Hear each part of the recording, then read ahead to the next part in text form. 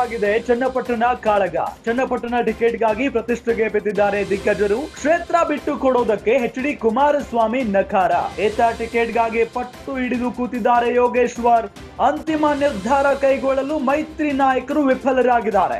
ಹೀಗಾಗಿ ದೆಹಲಿ ಅಂಗಳಕ್ಕೆ ತಲುಪಿದೆ ಈಗ ಚನ್ನಪಟ್ಟಣ ಫೈಟ್. ಸಿಪಿ ಯೋಗೇಶ್ವರ್ಗೆ ಬಿಜೆಪಿ ಹೈಕಮಾಂಡ್ ಬುಲಾವ್ ಕೊಟ್ಟಿದೆ. ದೆಹಲಿಗೆ ಬರುವಂತೆ ಸಿಪಿ ಯೋಗೇಶ್ವರ್ಗೆ ಬಿಜೆಪಿ ವರಿಷ್ಠರು ಸೂಚನೆಯನ್ನ ಕೊಟ್ಟಿದ್ದಾರೆ.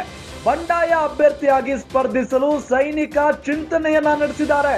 ಯೋಗೇಶ್ವರ್ ನಡೆ ಗೊತ್ತಾಗ್ತಾ ಇದ್ದಂತೆ ಹೈಕಮಾಂಡ್ ನಾಯಕರು ಅಲರ್ಟ್ ಆಗಿದ್ದಾರೆ. ಹೀಗಾಗಿ ಸಿಪಿ ಯೋಗೇಶ್ವರ್ ಸಂಧಾನಕ್ಕೆ ಮುಂದಾದ್ರ ಹೈಕಮಾಂಡ್ ನಾಯಕರು. ಹಿಂದೆ ದೆಹಲಿಗೆ ತೆರಳಲಿರುವ ಸಿಪಿ ಯೋಗೇಶ್ವರ್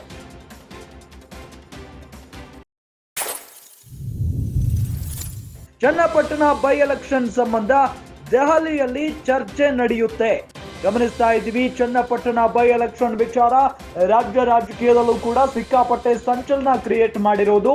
ಮೈತ್ರಿಯಲ್ಲಿ ಈಗ ಚನ್ನಪಟ್ಟಣ ಕಾಳಗ ಜೋರಾಗಿ ನಡೀತಾ ಇದೆ.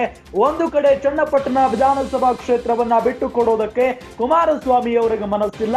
ಆದ್ರೆ ಈ ಲೋಕಸಭೆ ಚುನಾವಣೆಯಲ್ಲಿ ನಾವು ಕುಮಾರಸ್ವಾಮಿ ಅವರಿಗೆ ಬಹಳಷ್ಟು ಸಪೋರ್ಟ್ ಮಾಡಿದೀವಿ, ಚನ್ನಪಟ್ಟಣ ಕ್ಷೇತ್ರ ನಮಗೆ ಬೇಕೇ ಬೇಕು ಅಂತ ಹೇಳಿ ಸಿಪಿ ಯೋಗೇಶ್ವರ್ ಕೂಡ ಹಠ ಹಿಡಿದು ಕೂತಿದ್ದಾರೆ. ಅಕಸ್ಮಾತ್ ಆಗಿ ಟಿಕೆಟ್ ಸಿಗದೆ ಹೋದ್ರೆ ಬಂಡಾಯ ಎದ್ದು ಸ್ವತಂತ್ರ ಅಭ್ಯರ್ಥಿಯಾಗಿ ಸ್ಪರ್ಧೆ ಮಾಡ್ತೀನಿ ಅಂತ ಕೂಡ ಅವರು ಹೇಳಿದ್ದಾಗಿದೆ.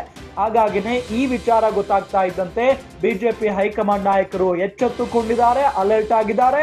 ಸಿಪಿ ಯೋಗೇಶ್ವರ್ ಅವರನ್ನ ದೆಹಲಿಗೆ ಕರೆಸಿಕೊಳ್ತಾ ಇದ್ದಾರೆ. ಅಲ್ಲಿ ಕರೆಸಿಕೊಂಡು ಇದರ ಬಗ್ಗೆ ಮಾತುಕತೆಯನ್ನ ನಡೆಸುವಂತ ಸಾಧ್ಯತೆ ಇದೆ. ಅಂತಿಮವಾದಂತ ನಿರ್ಧಾರ ಏನಿರುತ್ತೆ ಕಾದ್ ನೋಡೋಣ.